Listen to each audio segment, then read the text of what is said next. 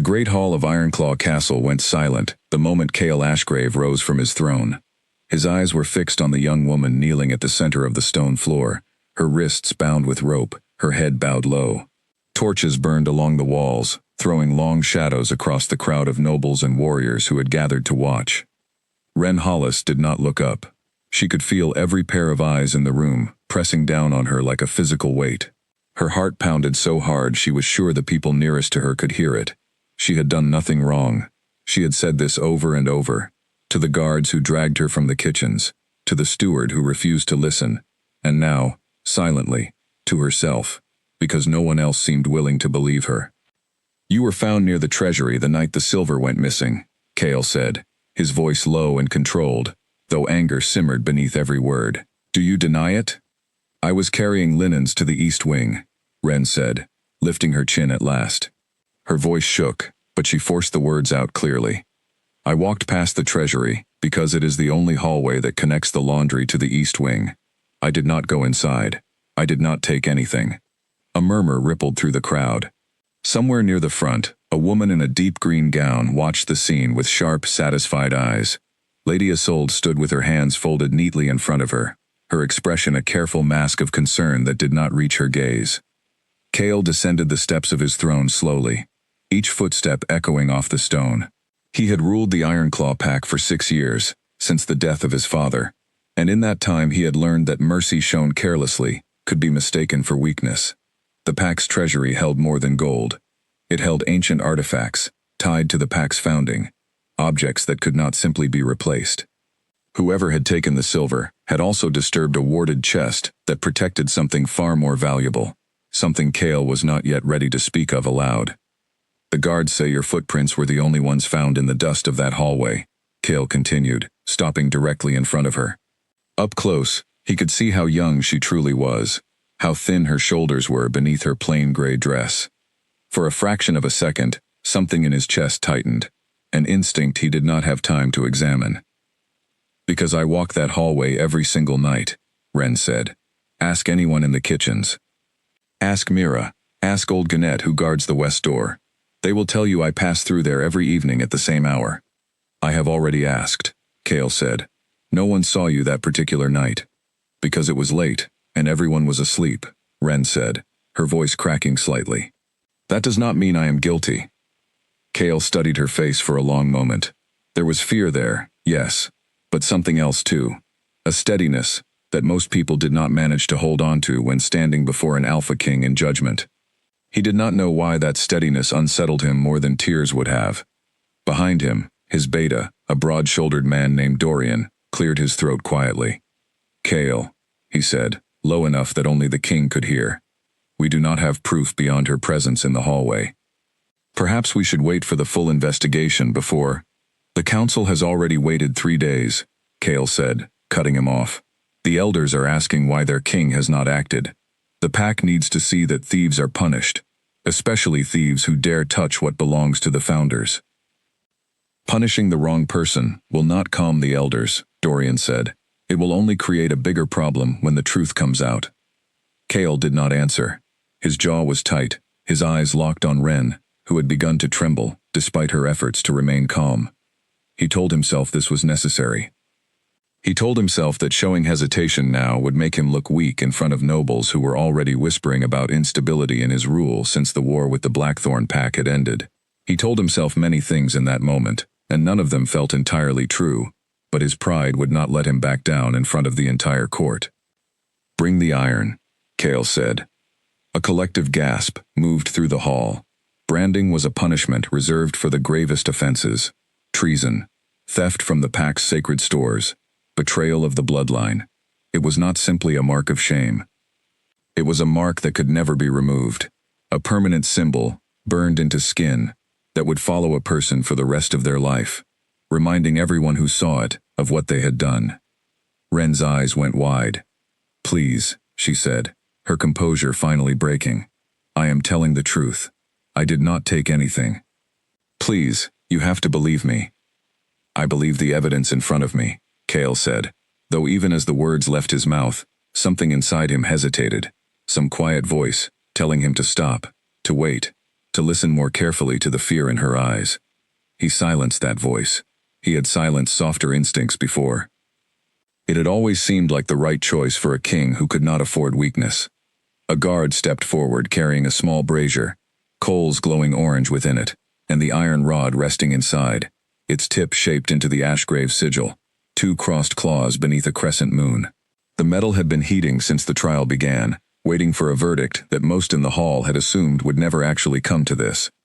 "Chaol," Dorian said again, more urgently this time, stepping closer. "Think about this. Once it is done, it cannot be undone." "The pack needs to see justice," Chaol said, though his voice had lost some of its earlier certainty. He reached for the iron himself. It was tradition for the Alpha to deliver the punishment personally, in cases of theft from the sacred stores, a way of showing the pack that the king did not hide behind others when enforcing the law. Ren struggled against the guards holding her arms, but there was nowhere to go. "Please," she whispered one final time, her eyes locking onto Chaol's. In that instant, something passed between them, something neither of them could name, a flicker of recognition that neither had time to understand before it was buried beneath the chaos of the moment. Chaol pressed the iron to her wrist. The sound Ren made was not loud, but it was the kind of sound that stayed in the memory of everyone who heard it, sharp and raw and impossible to forget. But it was not the sound, nor the smell of scorched skin that made the entire hall fall utterly silent a heartbeat later. It was the light. A pulse of golden light burst outward from the point where iron met skin, spreading in a ring across the stone floor, climbing the walls, flickering across every torch in the hall until the flames themselves seemed to bend toward the center of the room. Nobles stumbled backward. Guards froze mid-motion. Lady Isolde's confident expression shattered into something close to horror. Chaol felt it before he understood it. A force slammed into his chest like a physical blow, stealing the breath from his lungs. His wolf, usually a quiet presence beneath the surface of his mind, surged forward with a violence he had never experienced, howling not in pain but in recognition, in longing, in something that felt disturbingly close to joy. He staggered back from Ren, the iron falling from his hand and clattering against the stone. His eyes found hers, and he saw that she felt it too. Her whole body had gone rigid, her tear-streaked face frozen in shock, as the golden light faded slowly from the room, leaving behind only the flickering glow of ordinary torchlight, and a silence so complete that the only sound was the ragged breathing of two people who had just discovered something that would change everything. Dorian was the first to move, stepping between Chaol and the crowd, his voice booming across the hall. "The trial is concluded," he announced, though confusion was written plainly across his face. "Clear the hall, now." The nobles did not need to be told twice. Whispers erupted the moment they were far enough from the throne, spreading like wildfire through the corridors of the castle. Something had happened in that hall, something that defied every rule they knew about branding and punishment, and none of them could quite explain what they had witnessed, only that it had felt ancient and enormous and impossible to ignore. Lady Isolde lingered a moment longer than the others, her eyes narrowed at Ren before she finally turned and swept out of the hall, her green gown trailing behind her like a warning. When the great doors finally closed, only Chaol, Ren, and Dorian remained. Ren had sunk to her knees, cradling her branded wrist against her chest, her breathing shallow and uneven. The mark on her skin was no longer simply the crossed claws and crescent moon of a punishment. Woven through the black scarring, faint golden lines pulsed gently, like a heartbeat made visible. Chaol stared at his own palm, the one that had held the iron, though there was no mark there at all. Yet he could feel something new inside him, a thread stretching outward from his chest, toward the woman kneeling a few feet away, a thread he had never felt before and did not know how to sever. "What?" he said slowly, his voice hoarse. "Was that?" Dorian's expression had gone pale. He had served 2 Alpha Kings in his lifetime, and had read every text in the Pack's ancient library concerning bonds, rituals, and the old magic tied to their bloodline, but he had never seen anything like what had just occurred. Still, understanding was beginning to dawn in his eyes, an understanding he clearly did not want to voice. "Chaol," he said carefully, "I need you to tell me something. When you branded her, did you feel anything unusual, beyond the ritual itself?" Chaol's throat tightened. He thought of the way his wolf had surged forward, howling with something that was the opposite of anger. He thought of the golden light, of the invisible thread now stretched between his chest and the trembling woman on the floor. I felt, he said, and stopped himself, because saying it aloud would make it real, and he was not ready for it to be real. Not with her. Not like this. Ren finally lifted her head, and though her face was streaked with tears, her eyes held a fierce, frightened clarity. I felt it too, she said, her voice barely above a whisper. Something pulling. Toward you. It does not make sense. I do not understand what is happening to me. Dorian ran a hand through his hair, exhaling slowly. He looked between the two of them, his expression torn between disbelief and dread. I think, he said slowly, you should both sit down. Because what I am about to tell you is going to be very difficult to hear. Cale did not sit. He remained standing, rigid, staring at Ren, as though seeing her for the first time, though he had likely passed her in the castle corridors 100 times without ever truly noticing her. Now he could not look away. Every instinct in his body was screaming at him to move closer, to check that she was unharmed, to protect her from whatever danger might come next, and every rational thought in his mind was screaming just as loudly that this could not be happening, that fate could not possibly be this cruel. Say it, Cale demanded, his voice rough. Dorian met his eyes steadily. The golden light. The pull you both described. I have only read about this in the oldest texts of our founders, from a time before written history became reliable record. It happens when a mark is placed upon a person who is destined to be bonded to the one who marks them. A soul bond. It does not choose convenient moments, Cale. It does not care about circumstance, or rank, or the fact that you were performing a punishment rather than a claiming. The words hung in the air like a verdict far heavier than the one Cale had delivered moments earlier. That is not possible, Cale said, though even as he spoke, he could feel the truth of it settling into his bones, the thread in his chest pulsing gently, patiently, as though it had been waiting all his life for this exact moment. I did not mean to. I was punishing her for a crime. A crime she may not have even committed, Dorian said quietly. And Cale, listen to me carefully. A soul bond formed through branding cannot be undone by wishing it away. If what I read is accurate, breaking it now, forcibly, could cause real harm to both of you. Your wolves have already recognized each other. There is no simple path back from that. Ren pressed her palm against her branded wrist, wincing at the sensitivity of the new mark, though the pain from the burn itself was already fading faster than it should have, as though something within the golden light was healing her even as it bound her. She looked up at Cale, searching his face for some sign of what he was thinking, and found only shock mirrored back at her. I do not want this, she said quietly, and though the words were meant to be firm, there was a tremor beneath them. You humiliated me in front of the entire court. You branded me for a crime I did not commit, and now you are telling me that some invisible force has decided I belong to you? I refuse to accept that. I did not choose this either, Cale said, his voice sharper than he intended, frustration and confusion tangling together inside him. Do you think I wanted this? I have a pact to run, a council breathing down my neck, and now this. I did not ask for a bond. Then perhaps, Ren said, rising unsteadily to her feet, ignoring the way her legs trembled beneath her. You should have asked more questions before you decided to burn an innocent woman's skin to prove a point to your nobles. The words landed harder than any blow could have. Cale said nothing, because there was nothing he could say that would undo what had already happened. No words that could erase the mark on her wrist, or the humiliation she had endured in front of hundreds of watching eyes. Dorian stepped carefully between them, his voice calm and measured, the voice of a man trying to prevent a fire from spreading further than it already had. Whatever either of you feels right now, anger, confusion, fear, none of it changes the reality of the bond. What matters now is what we do next. Ren cannot simply return to her quarters in the servants' wing as though nothing has happened. Word of what occurred in that hall will spread through every corner of this castle by morning, and there are those, Lady Isolde among them, who will look for ways to use this against both of you. Cale's jaw tightened at the mention of Isolde's name.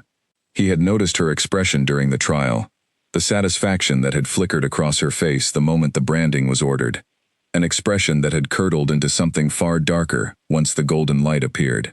He did not yet understand her involvement, but every instinct told him there was more to this than a simple case of missing silver. "For tonight," Cale said finally, forcing his voice into something resembling authority, though it felt hollow even to his own ears. "She will stay in the guest chambers near the West Tower, guarded, for her own protection." He turned to Dorian. "Find out everything you can about this bond. I want answers before the council convenes again." Wren opened her mouth to protest, to insist that she wanted nothing more than to be released entirely from this castle and this king who had wronged her so publicly. But exhaustion and shock had finally caught up to her, and her knees buckled slightly beneath her own weight. Cale moved before he even registered the decision to do so, catching her arm to steady her. And the moment his skin touched hers, the golden thread in his chest pulsed so strongly that he nearly gasped aloud. Wren felt it too, her breath catching, her eyes flying up to meet his in startled confusion. For a long moment, neither of them moved, caught in the strange gravity of a connection neither had asked for, and neither yet understood. "Let go of me," Wren whispered, though she made no immediate effort to pull away. Cale released her instantly, stepping back, as though burned a second time. "I apologize," he said stiffly, though the words felt inadequate against the enormity of everything that had happened that night. "For all of it, the trial, the accusation, I acted too quickly." Wren straightened, wrapping her arms protectively around herself, though the gesture did little to hide the exhaustion etched into every line of her face. "Apologies do not undo brands, Your Majesty," she said, her voice cold despite its unsteadiness. "But I suppose they are a start." Dorian gestured toward the doors at the far end of the hall, and two guards, quieter and gentler than the ones who had dragged Wren in earlier, stepped forward to escort her toward the West Tower. She walked between them without looking back, her spine straight despite everything, refusing to let anyone see her break completely, not after everything she had already endured that night. Cale watched her go until the doors closed behind her, and only then did he allow himself to sink onto the steps of his own throne, his head in his hands, the weight of what he had done pressing down on him with a force far greater than any battle he had ever fought. "Dorian," he said quietly, without lifting his head, "what have I done?" Dorian placed a steady hand on his king's shoulder, though he had no comforting answer to offer. Outside the hall, the golden light had long since faded from the stone walls, but within both Cale and Wren, the thread it had created remained, pulsing quietly in the darkness, patient and unbreakable, waiting for two unwilling hearts to find their way toward whatever fate had decided for them. Neither of them slept well that night. In the West Tower, Wren lay staring at the ceiling of an unfamiliar chamber, her branded wrist throbbing faintly with each heartbeat, the golden lines beneath the black scarring pulsing softly in the darkness, like something alive. In his own chambers across the castle, Cale paced the length of his room until the sky outside began to lighten, unable to silence the persistent, unfamiliar ache in his chest that told him, with absolute certainty, that whatever had happened in that hall was only the beginning. Morning came gray and heavy over Ironclaw Castle, mist curling low across the training yards, as though the sky itself was reluctant to witness what the night before had set into motion. Cale had not slept. He stood at the window of his study, watching servants cross the courtyard below, wondering how many of them had already heard whispered versions of what happened in the Great Hall, each retelling likely more exaggerated than the last. A knock came at his door, brisk and familiar. Dorian entered without waiting for a response, dark circles beneath his eyes, suggesting he had spent the night buried in old texts rather than sleeping. "I found something," Dorian said, setting a heavy leather-bound book on the table between them. Its pages were yellowed with age, the ink faded in places, though the passages Dorian had marked with strips of cloth were still legible. "It is not much, but it confirms what I suspected. The bond you and Wren now share is called a forged bond, different from the natural mate bond most wolves experience gradually over time. It occurs rarely, and only under specific conditions, when a mark placed in a moment of intense emotion happens to fall upon a person whose soul was always destined to be paired with the one making the mark." Cale's jaw tightened. "So fate decided to play a cruel joke on both of us." "Fate does not usually concern itself with convenience," Dorian said, not unkindly. "But there is something else you need to understand. Forged bonds are stronger than natural ones in certain ways, and more fragile in others. The pull you feel toward her will only grow more intense the longer the bond exists." Ignoring it will not weaken it. If anything, distance seems to make the ache worse, according to what is written here. Cale pressed his palms against the edge of the table, staring down at the ancient script without truly reading it. And if I choose to reject the bond? Dorian's expression grew grave. The texts warn against it. Rejecting a forged bond can cause the wolf to weaken, sometimes permanently. There are accounts here of alphas who tried and lost their ability to shift entirely. Whether Ren's wolf would suffer the same fate, given her lower rank, is unclear, but I would not recommend testing it. Cale exhaled slowly, dragging a hand down his face. Every part of this situation felt like a trap closing tighter around him with each passing hour. He had spent years building walls around himself after his first mate's betrayal. Years convincing himself that love and vulnerability were luxuries a king could not afford.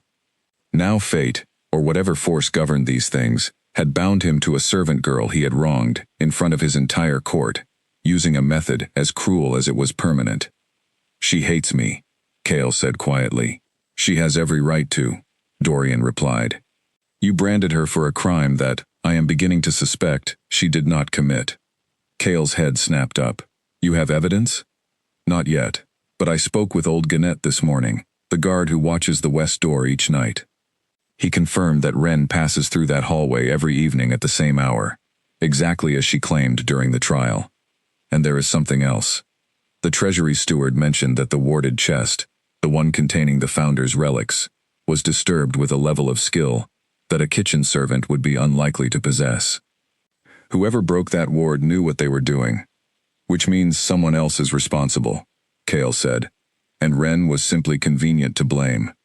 That is my growing suspicion, yes." Cale's hands curled into fists at his sides. The thought that he had branded an innocent woman, marked her forever with a punishment meant for traitors, while the true culprit walked free somewhere within his own castle, filled him with a rage he had not felt in years, a rage entirely different from the frustration that had driven him the night before. "Find out who is responsible," Cale said, his voice hard. "I do not care how long it takes, or how many people you have to question. I want the truth." Dorian nodded, though he hesitated before turning to leave. "There is one more thing, Cale. Lady Isolde requested an audience with you this morning. She claims she has information regarding the missing silver." Something cold settled in Cale's stomach. He remembered the expression on Isolde's face during the trial, the satisfaction that had flickered there the moment the branding was ordered. He had known Isolde for years, ever since she arrived at court seeking an alliance between her family's smaller pack and the Ironclaw territory. She was clever, ambitious, and had never hidden her hope that she might one day become his Luna. He had never given her reason to believe he shared that hope, but ambition rarely required encouragement to grow. "Send her in," Cale said. "I would like to hear what she has to say." Isolde arrived a short while later, dressed in a deep burgundy gown that suited the confident set of her shoulders. She curtsied gracefully before Cale's desk, her expression carefully arranged into concern. "Your Majesty," she said, "I heard about the unusual events during last night's trial. I wanted to offer my sympathies and my continued loyalty during what must be a confusing time." "Thank you," Cale said evenly, watching her closely. "Dorian mentioned you have information about the missing silver." "Yes," Isolde said, folding her hands neatly in front of her. "I recalled, after the trial, that I saw someone near the treasury corridor a few nights before the theft was discovered. I did not think much of it at the time, but given everything that has happened, I thought it best to mention it." "Who did you see?" Cale asked. Isolde's eyes flickered, just briefly, before settling back into their composed expression. "I could not be entirely certain in the darkness, but the figure was slight, and wearing a servant's uniform, similar to the girl who was punished last night." Cale's expression did not change, though inwardly, something sharpened. The information was vague, conveniently unverifiable, and offered far too late to have been useful during the actual trial. If Isolde had truly witnessed something suspicious, she would have come forward immediately, not waited until after a punishment had already been delivered, and an unexpected bond revealed. "Thank you for sharing this," Cale said, keeping his tone neutral. "I will take it into consideration as the investigation continues." Isolde smiled, apparently satisfied, and after a few more pleasantries, excused herself from the study. The moment the door closed behind her, Kale turned to Dorian, who had remained silent in the corner throughout the exchange. She is lying, Kale said flatly. I agree, Dorian said. Her timing is far too convenient, and her description matches exactly what everyone already believes about Ren. Nothing more specific than that. Watch her, Kale said, quietly. I want to know everywhere she goes, and everyone she speaks with, over the next several days. Dorian nodded, and departed to carry out the order, leaving Kale alone with his thoughts once more. He glanced toward the window, toward the direction of the west tower where Ren had spent the night, and felt the familiar pull in his chest intensify, as though his body was aware of exactly how far away she was, and resented every inch of distance between them. He told himself he was only going to check on her welfare, nothing more, as any responsible alpha would check on a member of his pack who had endured such an ordeal. He told himself this even as he made his way through the corridors toward the west tower, with a speed that betrayed the lie. The guards outside Ren's chamber stepped aside as he approached, and Kale knocked once before entering. Ren stood by the window, still wearing the same simple gray dress from the night before, her branded wrist wrapped in a strip of clean linen. She turned at the sound of the door, her expression guarded, though exhaustion still lingered heavily beneath her eyes. Your Majesty, she said stiffly, have you come to brand me again, or is once sufficient for one lifetime? Kale flinched, though he supposed he deserved the sharpness of her words. I came to see how you were healing, he said. Healing, Ren repeated, holding up her wrapped wrist. Is that what we are calling it now? Ren, Kale said, and something in the way he said her name, quietly, without the weight of his title behind it, made her pause. I spoke with Dorian this morning. There is reason to believe you did not act alone, that someone else may be responsible for the theft, and possibly for the tampering with the warded chest. Ren's guarded expression flickered with something like hope, quickly suppressed, as though she did not trust herself to believe good news after everything that had happened. Who? I do not know yet, Kale admitted, but I intend to find out. And when I do, I will make certain the truth is known publicly, before the entire court, exactly as your accusation was made publicly. That will not undo the mark on my wrist, Ren said quietly, though some of the sharpness had left her voice. No, Kale agreed, it will not. Nothing I say or do will undo that, but it is a start, as you said yourself last night. Ren studied him for a long moment, as though trying to reconcile the king who had branded her without hesitation, with the man now standing before her, offering something that resembled genuine remorse. She was not ready to trust him, not after everything, but the tightness in her chest eased slightly at his words, and she hated how much she wanted to believe him.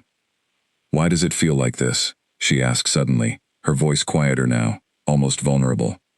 This pulling sensation. It has not stopped since last night.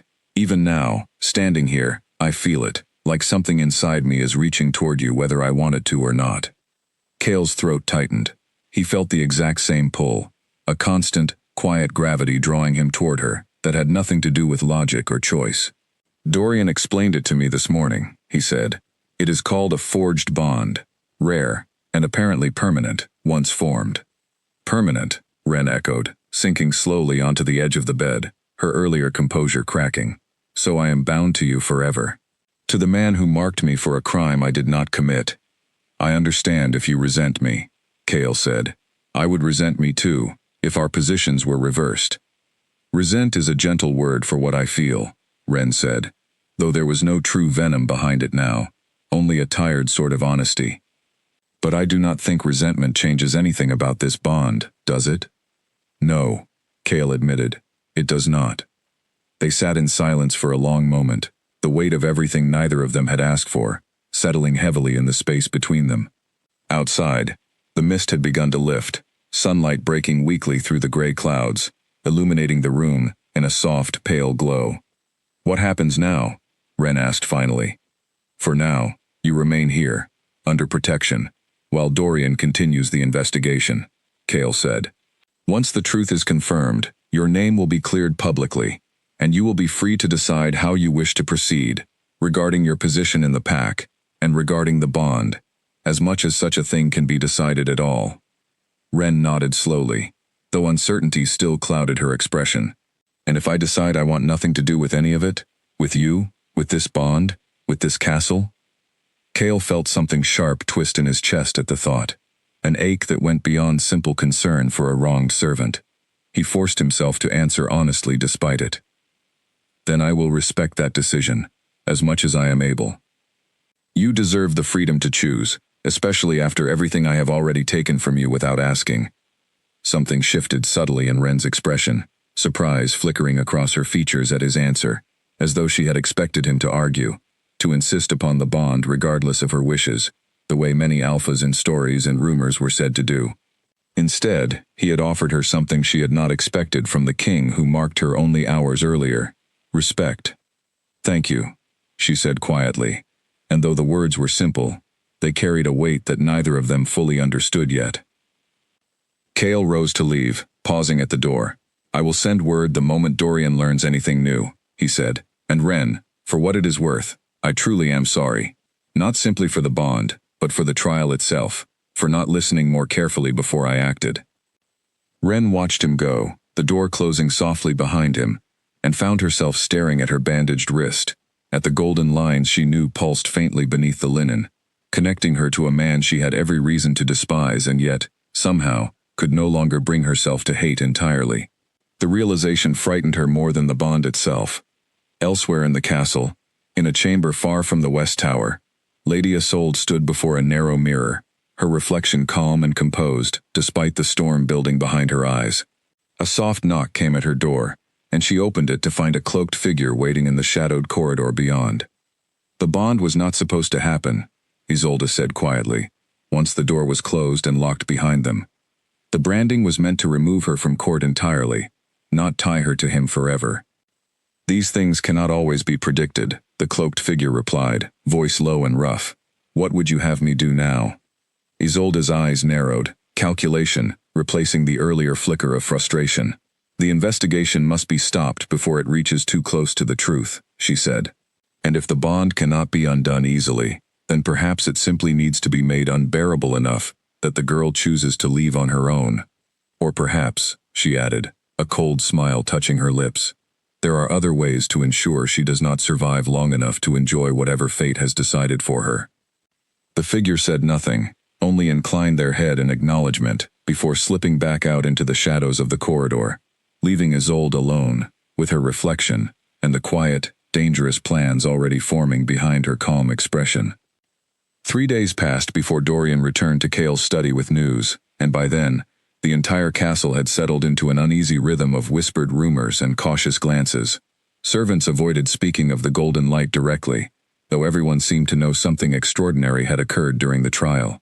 Nobles speculated in hushed voices about what it meant for their king to be bonded to a servant, some scandalized, others quietly curious about how it might reshape the balance of power within the court. Ren, for her part, had remained in the guest chamber near the West Tower, restless and increasingly frustrated by the confinement, however gently it had been framed. She was not accustomed to idleness. Her hands ached for the familiar rhythm of work, for the laundry baskets and swept floors that had structured her days since she arrived at the castle as an orphaned girl of 12, taken in by the kitchen staff, out of pity more than obligation.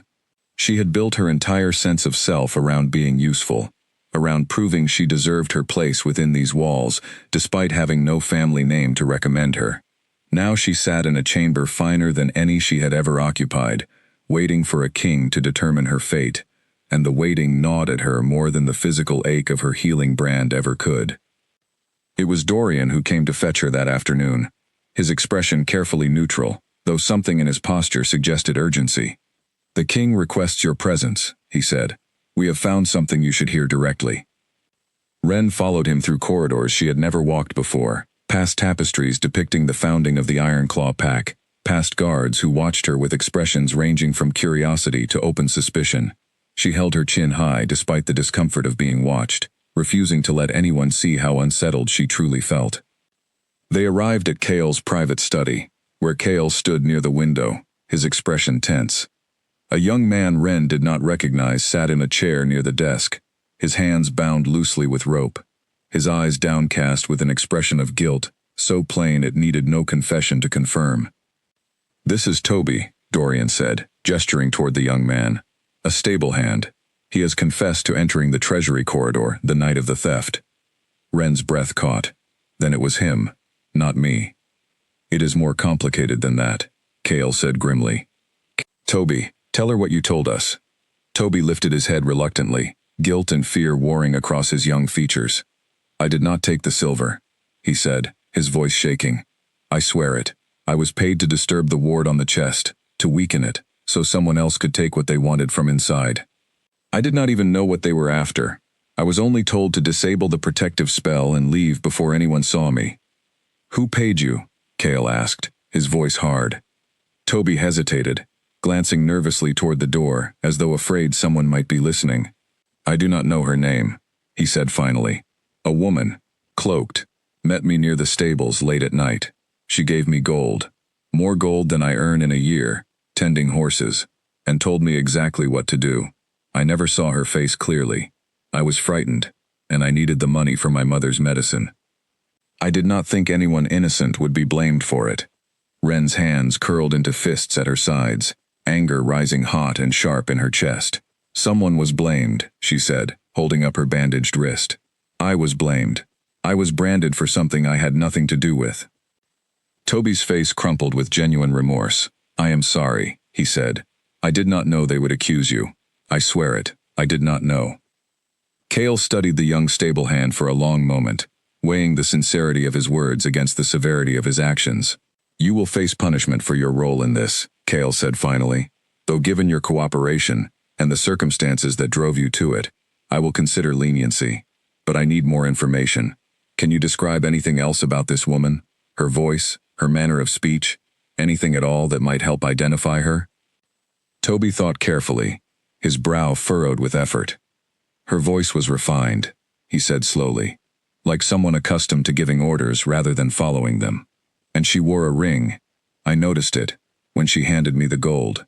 A ring, with a green stone, shaped like a leaf. Cale's expression darkened immediately. He knew exactly whose hand wore such a ring, having seen it countless times during council meetings and court gatherings. Isolde, Dorian said quietly, voicing the name they were both already thinking. Ren's eyes widened as she processed the implication. Lady Isolde arranged all of this? But why? What could she possibly gain from framing me? Cale's jaw tightened, memories of Isolde's ambitions surfacing clearly in his mind now. Her repeated hints about becoming his Luna, her carefully calculated presence at every gathering where he might notice her.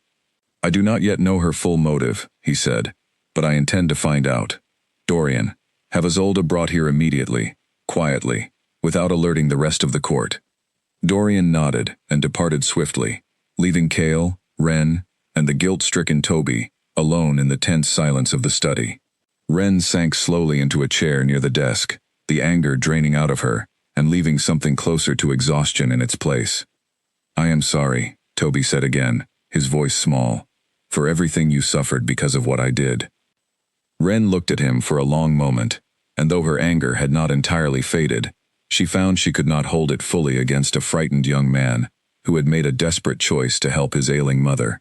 I forgive the desperation that drove you to it, she said finally, though I hope you understand the harm it caused, harm that cannot simply be undone with an apology.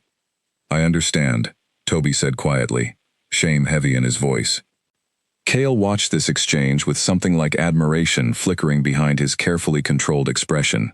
Even after everything she had endured, Ren still found room for compassion, a quality he was not certain he himself possessed in equal measure. It was a realization that unsettled him as much as it impressed him, another crack forming in the walls he had built so carefully around his own heart. Dorian returned sooner than expected, though his expression suggested complications. Lady Isolde has left the castle grounds, he said. According to her attendants, she departed early this morning, claiming urgent business at her family's estate. She gave no indication of when she intends to return. She fled, Cale said, frustration sharp in his voice, which only confirms her guilt further. What do we do now? Ren asked. We continue gathering evidence, Cale said, and we prepare for the possibility that Isolde may attempt something further, now that she knows her scheme has begun to unravel. In the meantime, he added, turning to face Ren directly, his expression softening slightly, the truth will be announced to the court, publicly, Exactly as you deserve. Ren felt something loosen in her chest at his words, relief mixing uncomfortably with lingering anger, and confusion over everything that had happened. "Thank you," she said quietly. The court gathered again that same evening, summoned by Kale's decree, the great hall filling once more with nobles and pack members, eager to learn what new development had prompted such an urgent assembly. Ren stood beside Kale at the base of the throne this time, not kneeling, not bound, dressed in a simple but clean dress provided by the castle's seamstresses, her bandaged wrist visible for all to see. "3 nights ago," Kale announced, his voice carrying clearly across the silent hall, "I punished an innocent woman for a crime she did not commit. I acted too quickly, driven by pressure from this council and my own misplaced certainty. Tonight, I stand before you to correct that grave error." Murmurs rippled through the crowd as Kale continued, explaining Toby's confession, the description of the ring, and Isolde's sudden, suspicious departure from the castle. The hall grew increasingly restless with each revelation, nobles exchanging shocked glances, some already speculating aloud about what punishment Isolde might face if her guilt was confirmed. "Ren Hollis," Kale said, turning to face her directly, his voice softening slightly despite the formality of the setting, "is innocent of the charges brought against her. The mark she bears was placed in grave error, and though I cannot undo the physical scar it has left, I intend to see that her name is fully restored within this court, and that she receives whatever restitution is within my power to offer." Ren felt every eye in the hall upon her once more, but this time, the weight felt different, less like judgment, and more like something closer to sympathy, perhaps even respect, for how she had endured such an ordeal with dignity and tact. She held her chin high, refusing to let the lingering unease show on her face. After the announcement, as the hall slowly emptied and nobles dispersed into smaller clusters to discuss the shocking turn of events, Dorian approached Kale and Ren with a grave expression. "There is something else," he said quietly. "One of the scouts I sent to monitor the roads leading from the castle reported unusual activity near the eastern border. Riders, moving quickly, in the direction of Isolde's family estate."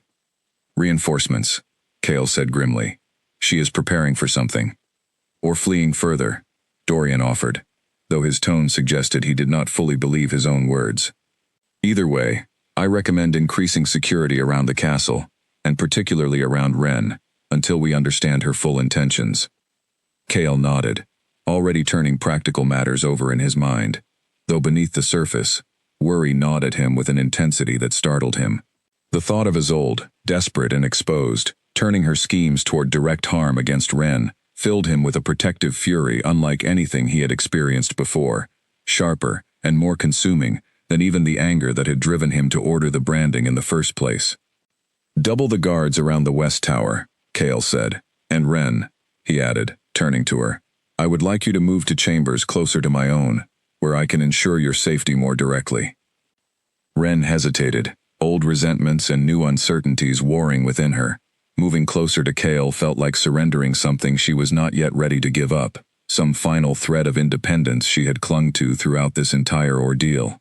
And yet, the practical wisdom of his suggestion was difficult to deny, especially with the looming threat of Isolde's unknown intentions. "Very well," she said finally, though her voice carried a note of reluctance she did not bother to hide. That night, as Ren settled into her new chambers, considerably closer to Kale's own quarters than she felt entirely comfortable with, she found herself standing at the window, staring out at the darkened grounds below, her thoughts a tangled mess of relief, lingering anger, and something else she was reluctant to name. The truth had finally been revealed. Her name had been cleared, and yet the bond remained, pulsing quietly beneath her bandaged wrist, tying her irrevocably to a man whose actions had caused her so much pain, even as his more recent actions had begun, slowly and cautiously, to earn back a measure of the trust he had shattered. Across the corridor, in his own chambers, Kale stood equally sleepless, staring at nothing in particular, his mind circling endlessly around the same unresolved questions. He had cleared Ren's name, had begun the slow process of correcting his error, but the deeper problem remained unsolved. Isolde was still out there, dangerous and unpredictable, and the bond between himself and Ren remained as unwanted and as undeniable as it had been the moment the golden light first burst across the great hall. He thought of the way Wren had forgiven Toby despite everything, the compassion she had shown, even towards someone who had contributed to her suffering. He thought of the steadiness in her eyes even while kneeling in judgment before the entire court, the quiet strength that had refused to break despite every reason it might have. He did not understand yet why fate had chosen her, out of everyone in his kingdom, to bind to his own soul. But he was beginning to understand, with a clarity that both comforted and terrified him, that whatever reason fate had for its choice, it had not been a mistake. Somewhere beyond the castle walls, in the darkness of the eastern roads, Isolde rode hard toward her family's estate, fury and humiliation burning through her with every mile. Toby's confession had ruined her carefully constructed plan, but she was not finished, not by any measure. She had resources beyond the reach of Cale's investigation, allies who owed her favors from years of careful cultivation, and a determination that only sharpened with every setback. If she could not remove Wren through accusation and exile, she would find another way, one far more direct, one that would ensure the girl never lived long enough to enjoy whatever fate had so cruelly bestowed upon her. The night stretched on, heavy with unresolved tension on all sides, the golden thread between Cale and Wren, pulsing steadily through the darkness, patient and unbreakable, indifferent to the danger gathering slowly on the horizon. A week passed with no further word from Isolde, and the uneasy quiet that settled over Ironclaw Castle felt to Wren like the stillness before a storm, rather than genuine peace. She had grown accustomed to her new chambers near Cale's quarters, though accustomed did not mean comfortable. Every morning she woke to the faint, persistent pull in her chest that told her exactly how far away Cale was within the castle, a sensation she still had not learned to ignore, no matter how many times she told herself she wanted nothing to do with the bond that caused it. Pack law, she had learned through a stiff and somewhat awkward conversation with Dorian, complicated matters further than she had initially understood. A forged bond, once formed, could not simply be dissolved by mutual agreement or personal preference.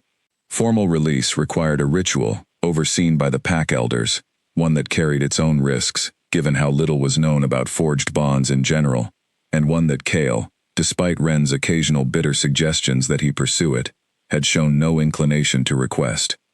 Why has he not asked for the release ritual?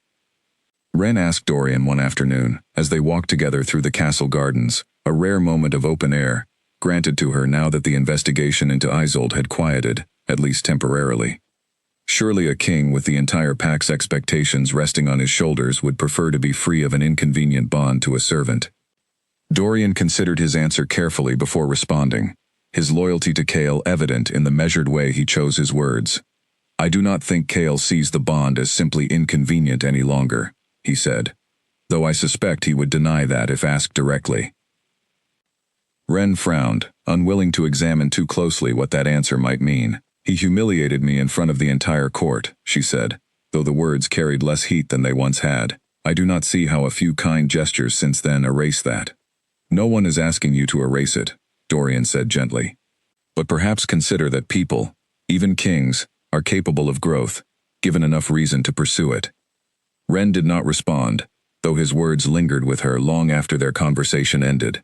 She had noticed, despite her lingering resentment, small shifts in how Cale treated her over the past week.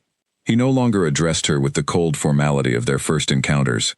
He had begun seeking her opinion on minor matters within the castle, asking about her preferences regarding meals and furnishings in her new chambers, small gestures that individually meant little but collectively suggested genuine effort. That evening, as pack law dictated formal court proceedings twice each month to address matters of governance, Wren found herself required to attend the gathering as Cale's acknowledged bondmate, a position that came with unfamiliar obligations she had not anticipated when she first entered the castle as a 12-year-old orphan seeking shelter.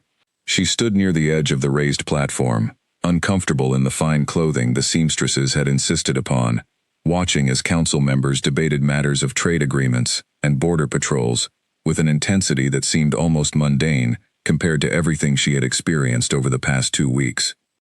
Cale, seated upon his throne, occasionally glanced toward her during the proceedings, small, searching looks that she pretended not to notice, though the warmth that spread through her chest each time betrayed her indifference as the lie it was. She hated how aware she remained of his every movement, how the bond seemed to sharpen her senses specifically toward him, as though her body had decided, entirely without her permission, that his presence mattered above all others in the room. After the proceedings concluded, Cale approached her rather than retreating immediately to his private study, as he often did. "You seemed uncomfortable tonight," he observed, his voice quiet enough that only she could hear. "I am not accustomed to court gatherings," Wren admitted. "For most of my life, I have been the one serving refreshments during these meetings, not standing beside the throne." Something flickered across Cale's expression, an emotion she could not quite name. "Would you prefer to be excused from future proceedings until you feel more settled?" "No," Wren said, surprising herself with the immediacy of her answer. "I would rather learn how these things function properly than hide from them out of discomfort." A faint, genuine smile touched Cale's lips, the first she had seen from him since the trial. "That is a very practical approach," he said. "Most nobles born into their positions never bother learning the actual substance of governance. They simply assume the knowledge arrives with the title." "I was not born into anything," Wren said, a note of old defensiveness creeping into her voice despite herself. "Everything I have, I earned through work. I do not intend to stop earning my place now, bond or no bond." Cale studied her for a long moment, something like respect settling into his expression. "I believe that about you," he said quietly, "more than I believed it about anyone else I have known in a very long time." The comment, simple as it was, settled uncomfortably close to Wren's heart, and she found herself needing to look away before the warmth spreading through her chest became too visible on her face. "Was there something you needed from me tonight, Your Majesty?" she asked, deliberately reintroducing formality into the conversation, as a shield against the unexpected intimacy of the moment. Cale's smile faded slightly, though understanding flickered in his eyes, as though he recognized exactly what she was doing, and chose not to push against it. "Only to walk you back to your chambers, if you will permit it. Dorian's scouts have reported increased activity near the eastern border again. I would feel more at ease, knowing you are settled safely before I retire for the evening." Wren considered refusing out of stubborn pride, but the mention of increased activity near Isolda's territory sent a genuine chill through her, and she found she did not particularly want to walk the castle corridors alone that night. "Very well," she said. They walked together through the quiet halls, the flickering torchlight casting long shadows against the stone walls, an easy silence settling between them that felt markedly different from the tense confrontations of their earlier encounters. Wren found herself sneaking occasional glances at Cale as they walked, noting the tension carried in his shoulders, the weariness evident in the set of his jaw despite his outwardly composed demeanor. "You carry a great deal of weight," she observed quietly, before she could stop herself. Cale glanced at her, surprised by the sudden shift in topic. "I am the Alpha King," he said, as though that explained everything. "Weight comes with the position." "That is not what I meant," Wren said. "I meant that you carry it alone. I have watched you during council meetings. You listen to every opinion, weigh every argument, but in the end, every decision rests entirely on your shoulders. No one shares that burden with you." Something shifted in Cale's expression, a rare vulnerability breaking through his usual composed exterior. "My father ruled for 30 years before his death," he said slowly, as though the words were difficult to speak aloud. "He always told me that a king who leans too heavily on others eventually finds himself unable to stand on his own. I suppose I took that lesson more seriously than he intended." "That sounds like a lonely way to rule," Wren said softly. "It is," Cale admitted, the honesty of the confession seeming to surprise even himself. "Though I had grown so accustomed to the loneliness, I had stopped noticing it as anything unusual, until recently." Wren did not ask what had changed recently, though she suspected she already knew the answer, and the thought sent an unexpected flutter through her chest that she quickly tried to suppress. They arrived at her chambers far too soon, the walk having passed more quickly than either of them anticipated. "Thank you for walking me," Wren said, pausing at her door. "Of course," Cale replied, though he made no immediate move to leave, lingering in the corridor as though reluctant to end the conversation. "Wren, I wanted to ask you something, if you are willing to answer honestly." "What is it? Do you still wish for the release ritual? Now that the truth has been revealed and your name restored, I understand if the bond feels like an unwanted reminder of everything that happened." I would not stand in the way of your freedom, if that is truly what you want. Ren considered the question carefully, surprised by how difficult it had become to answer with the same certainty she would have felt only a week earlier. The bond remained complicated, tangled inseparably with memories of humiliation and pain, but it had also, gradually and against her own expectations, become tangled with something gentler, something she was not yet ready to name aloud. I do not know, she admitted finally, the honesty costing her more than she expected. A week ago, I would have demanded the ritual immediately, regardless of the risks Dorian mentioned. But now, I am less certain. Cale's expression softened, something hopeful flickering behind his careful composure, though he did not press further. Take whatever time you need to decide, he said. There is no urgency in this. I would rather you choose freely, when you feel ready, than pressure you toward any particular answer. Thank you, Ren said quietly, genuinely grateful for the space he offered, however unexpected such consideration felt coming from the man who had branded her without hesitation only weeks earlier. Cale inclined his head respectfully before finally turning to leave, and Ren watched him disappear down the corridor before slipping into her chambers, her mind a whirlwind of conflicting emotions she was not yet prepared to fully examine. She sat by the window for a long while afterward, staring out at the darkened castle grounds, her bandaged wrist resting against her chest, as though she could feel, even through the linen wrapping, the faint golden pulse that connected her to a man she had once despised, with every fiber of her being, and now found herself, cautiously, and against her own better judgment, beginning to understand. Elsewhere, far beyond the castle walls, Isolde stood within the war room of her family's estate, maps spread across a heavy wooden table, marked with careful notations, detailing patrol routes and guard rotations she had spent years memorizing during her time at Ironclaw Court. Her cloaked ally from before stood beside her, along with several others she had gathered in the days since her hasty departure, mercenaries and disgraced pack members drawn by promises of gold and power should her plans succeed. The direct approach failed once already, one of the mercenaries observed, studying the map with a critical eye. What makes you believe a second attempt will fare any better? Because this time, Isolde said, her voice cold and certain, we will not rely on accusations or stolen silver. This time, we strike directly, and we ensure there is no possibility of the girl surviving long enough for anyone to intervene.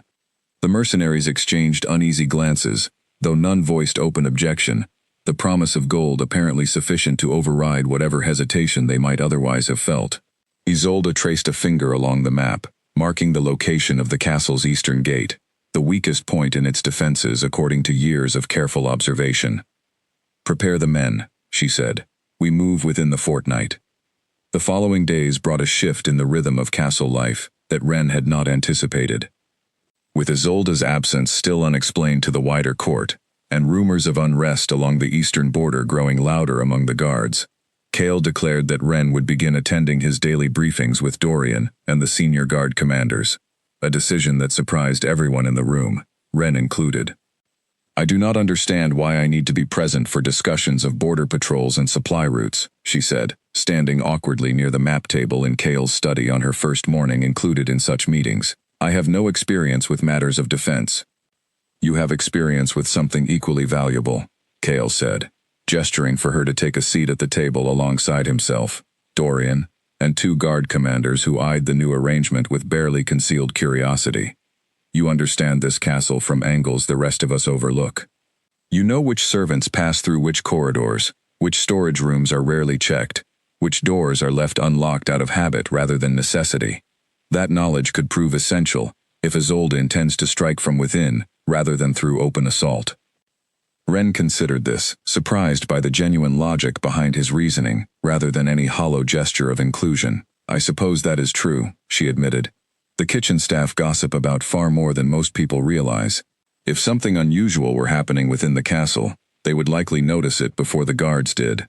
Precisely, Cale said, something like approval warming his expression.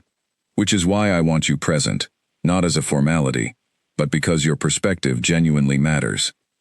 Over the following days, Ren found herself settling into this unfamiliar role with growing confidence, contributing observations that proved surprisingly useful, noting patterns of unusual activity among certain staff members, recalling overheard conversations that hinted at discontent within specific corners of the castle, that even Dorian's careful investigations had not fully uncovered. She began to feel, for the first time since the trial, that her presence within these walls carried genuine purpose, beyond simply existing as an inconvenient complication to Cale's rule. The forced proximity extended beyond council meetings as well. With increased security measures in place, Cale insisted that Wren dine with him each evening in his private quarters, rather than the more exposed dining hall, arrangement that initially filled her with dread at the prospect of stilted, uncomfortable conversation across an ornate table. Instead, she found the evenings gradually becoming something she looked forward to, despite her lingering reservations about the bond that had forced this closeness upon them both. "You are quiet tonight," Cale observed one evening, several days into their new routine, as Wren pushed food around her plate without much enthusiasm. "I was thinking about Toby," Wren admitted, "about how easily desperation can push someone toward choices they know are wrong. I keep wondering what became of him." "He has been assigned to work off his debt through service to the Pack's healer," Cale said.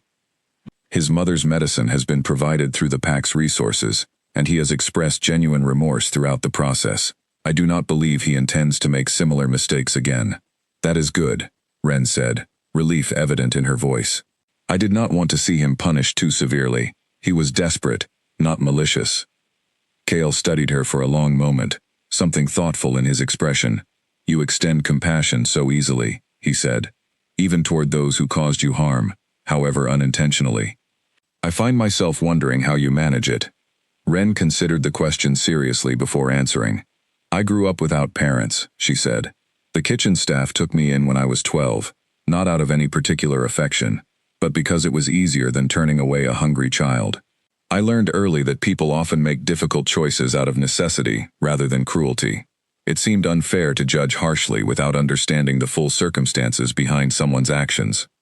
"That is a generous way to view the world," Cale said quietly, "especially given how the world has treated you in return." "Perhaps," Wren said, "or perhaps it is simply the only way I know how to survive without becoming bitter." Something in Cale's expression shifted at her words, a complicated mixture of admiration and something closer to shame. "I was not always so guarded," he said, the confession seeming to surface unbidden, as though her honesty had loosened something within him that he usually kept carefully locked away. "Before my father died, before the war with the Blackthorn Pack, I believed ruling could be done differently, with more openness, more trust." "What changed?" Wren asked gently. Cale's jaw tightened, old pain flickering across his features. "My first mate," he said, the words coming slowly, reluctantly. "Before the bond with you formed, I had a mate, chosen through the traditional courtship customs of our pack. Her name was Marisol. I trusted her completely, shared with her every plan, every vulnerability, every fear I carried as a young alpha still learning how to rule. During the war with the Blackthorn Pack, I discovered she had been sharing that information with our enemies for years, in exchange for promises of wealth and position, should Blackthorn's forces succeed in overthrowing my father's rule." Wren's breath caught, sympathy flooding through her despite everything Cale had done to her during the trial. "I am so sorry," she said softly. "The betrayal nearly cost us the war entirely," Cale continued, his voice carrying a weight that suggested he rarely spoke of this openly. "My father was gravely wounded defending territory that should have remained secure had our defenses not been compromised. He never fully recovered, and though he lived another 2 years after the war ended, I have always believed the wounds he suffered that day ultimately shortened his life considerably." "And Marisol?" Wren asked carefully. "She fled before the truth was fully confirmed," Cale said. "I have not heard from her since, though I suspect she found refuge among the remnants of the Blackthorn Pack that scattered after their defeat. After that, I made a decision. I would never again allow myself to trust so completely, to share vulnerabilities that could be turned into weapons against my pack. I built walls, Wren, careful and deliberate walls, and I convinced myself that such walls made me a stronger ruler." "Did they?" Wren asked quietly. Cale was silent for a long moment, considering the question with an honesty that suggested he had never truly examined it before. "I do not know," he admitted finally. "I have kept my pack safe from further betrayal of that particular kind, yes. But I have also grown increasingly isolated, increasingly quick to assume the worst of those around me, increasingly willing to act without pausing to consider whether my judgment might be clouded by old wounds rather than present truth. Like during my trial, Ren said softly, though there was no accusation in her voice, only quiet understanding. Exactly like your trial, Cale confirmed, meeting her eyes directly for the first time since beginning his confession. I acted too quickly, assumed guilt too readily, because some part of me, shaped by Marisol's betrayal, had already decided that trust was a luxury I could no longer afford. I am not proud of that. I am not proud of what it cost you. Ren reached across the table, an instinctive gesture she had not fully considered before acting upon it, and placed her hand gently over his. The moment their skin touched, the familiar pulse of the bond surged between them, warmer and gentler than the sharp jolt they had experienced during their earlier encounters, as though the connection itself was responding to the genuine vulnerability passing between them. Thank you for telling me this, Ren said quietly. I understand now, at least partially, why you acted as you did. It does not erase what happened, but it helps me understand it. Cale turned his hand beneath hers, gently interlacing their fingers, a small gesture that carried enormous weight, given everything that had passed between them. I am trying, he said, his voice rough with emotion he rarely allowed himself to display.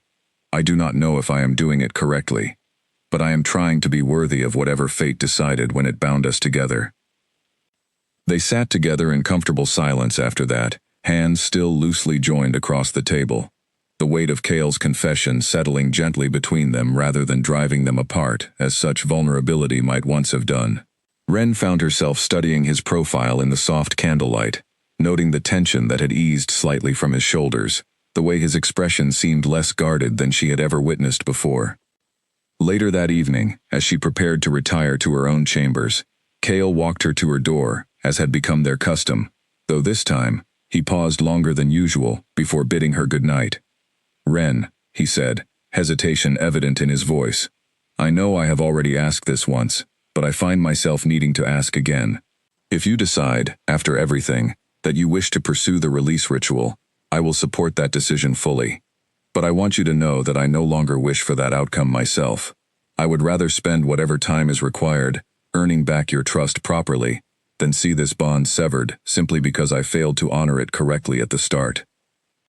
Ren's heart pounded at his words, a confusing mixture of hope and lingering caution warring within her chest. I appreciate your honesty, she said carefully, unwilling to offer more certainty than she genuinely felt. I am not ready to make any final decisions yet. But I no longer feel as certain as I once did that severing the bond is what I truly want. A small, genuine smile touched Cale's lips, relief and gratitude evident in his expression. That is more than I deserve, he said quietly. Good night, Ren. Good night, Cale, she replied, using his name without the formal title for the first time, the small shift feeling significant in ways neither of them fully voiced aloud. As she closed her chamber door behind her, Ren pressed her back against it, breathing deeply, as she tried to process the whirlwind of emotions the evening had stirred within her. The bond that had once felt like nothing more than a cruel trick of fate now pulsed gently in her chest, warm and steady, carrying with it a growing sense that perhaps, despite everything that had brought them to this point, something genuine and worthwhile was beginning to grow between herself and the king who had once branded her in anger, and now seemed determined, with quiet and careful persistence, to earn a very different kind of mark upon her heart entirely. 2 weeks after Isolde's disappearance from court, a scout arrived at Ironclaw Castle, bearing urgent news that shattered the fragile calm that had settled over the pack. A small band of armed riders had been spotted crossing the eastern border, under cover of darkness, moving swiftly toward one of the outlying villages that fell under Ironclaw protection. Cale assembled his warriors within the hour, the castle transforming from a place of quiet routine into a hive of purposeful, urgent activity. Ren watched from the courtyard as guards prepared their weapons and mounted their horses, a familiar knot of anxiety tightening in her chest, though this time, the anxiety carried a different weight than it once had. She was no longer simply a servant watching from the sidelines, uninvolved and unaffected by the pack's troubles. The bond connecting her to Cale meant his danger was, in some fundamental way, her danger as well, and the thought of him riding into potential conflict without her, filled her with a fear she had not anticipated feeling so intensely.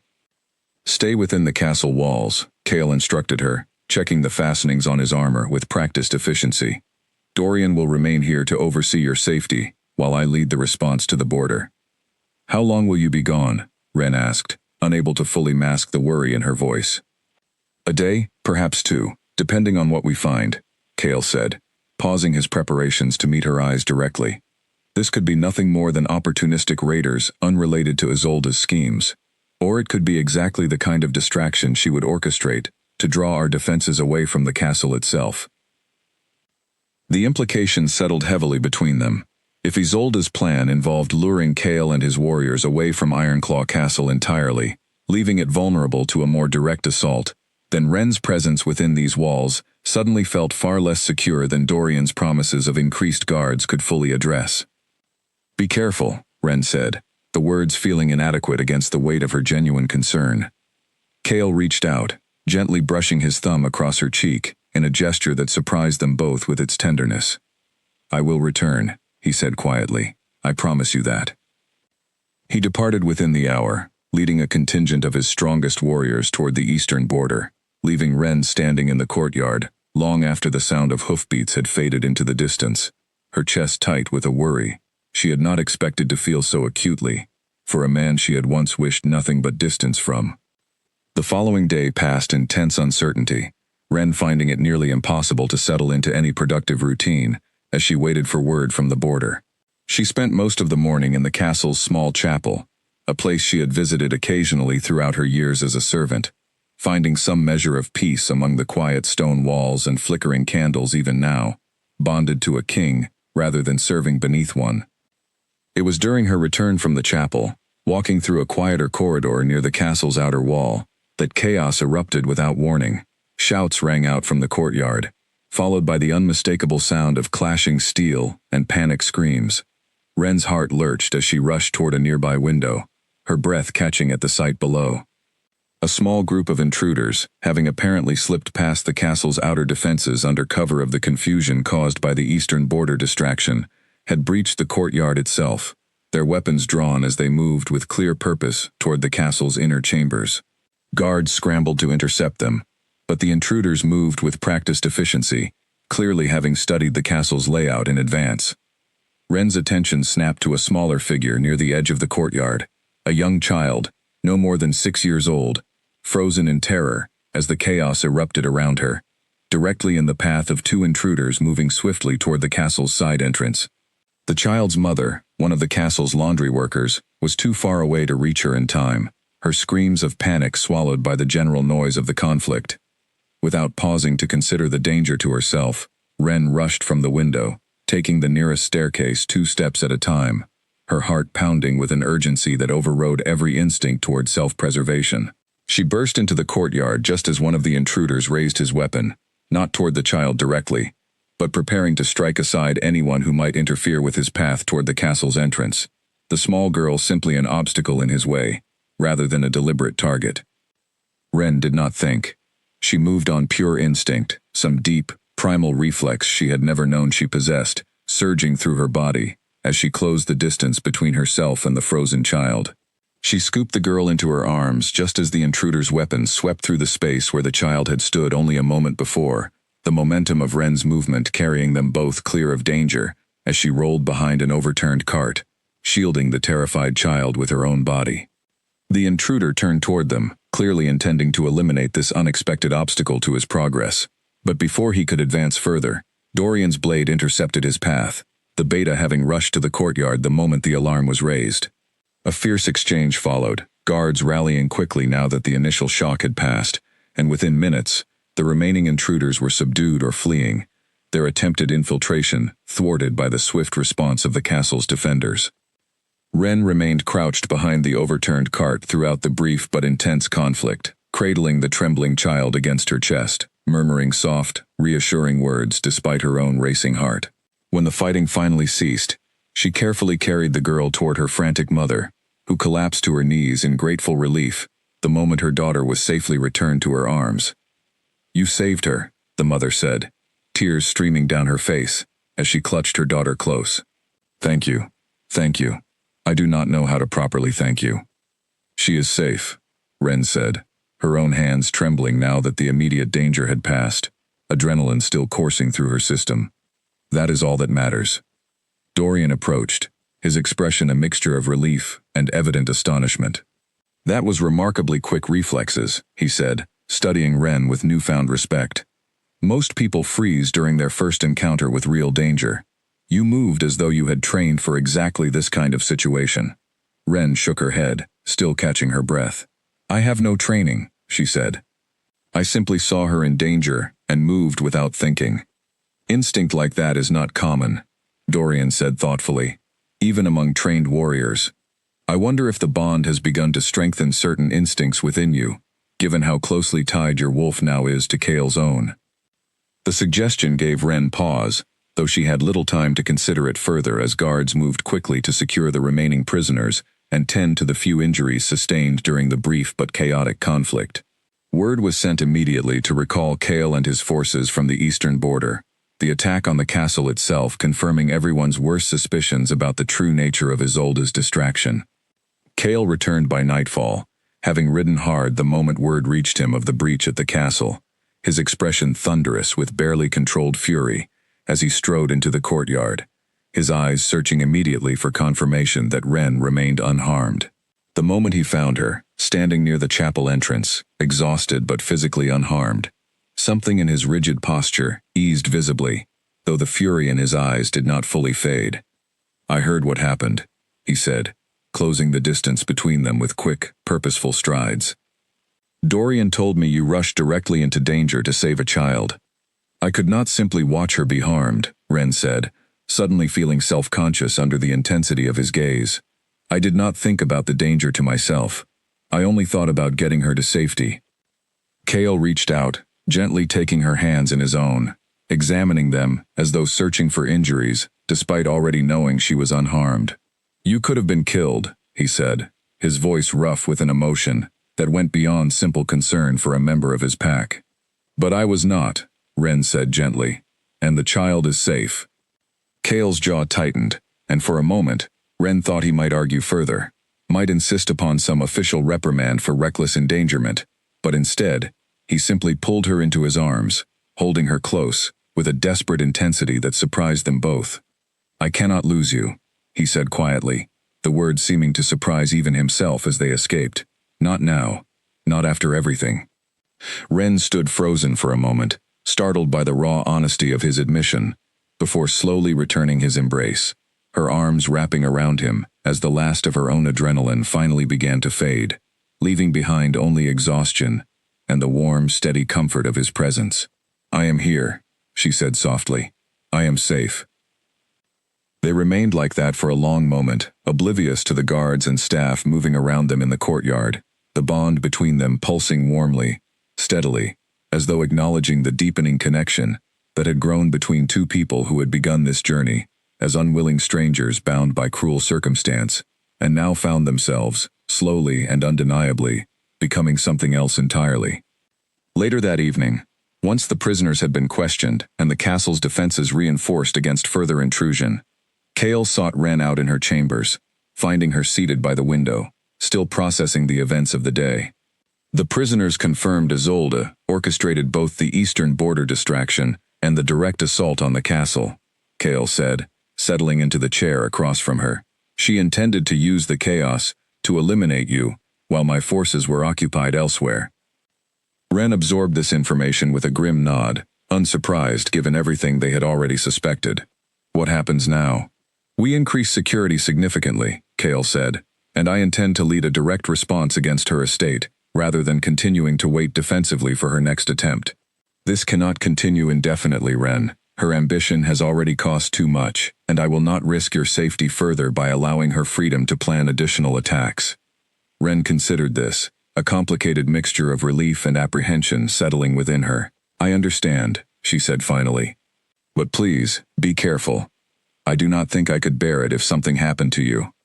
Something soft flickered across Kale's expression at her words, the genuine concern evident in her voice, clearly affecting him deeply. I will be careful, he promised. For your sake, as much as my own. He reached across the small distance between their chairs, gently cupping her face in his hand, and for a long moment, neither of them moved, the weight of everything they had endured together, and everything still ahead of them, settling comfortably into the quiet space between them.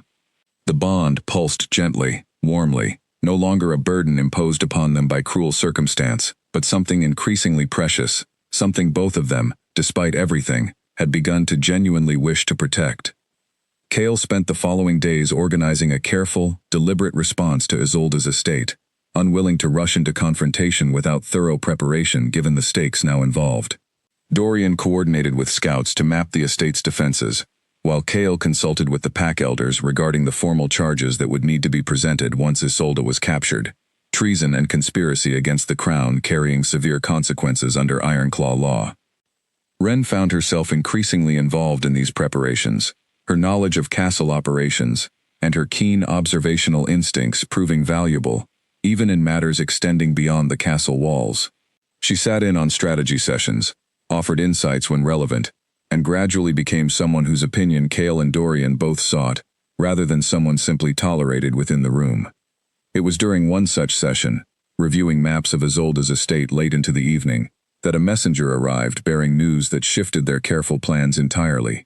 Isolde, apparently aware that her position was becoming increasingly precarious, had abandoned her family estate and was reportedly moving toward Ironclaw territory once more, accompanied by a small but heavily armed contingent, her intentions unclear, but her direction unmistakably concerning.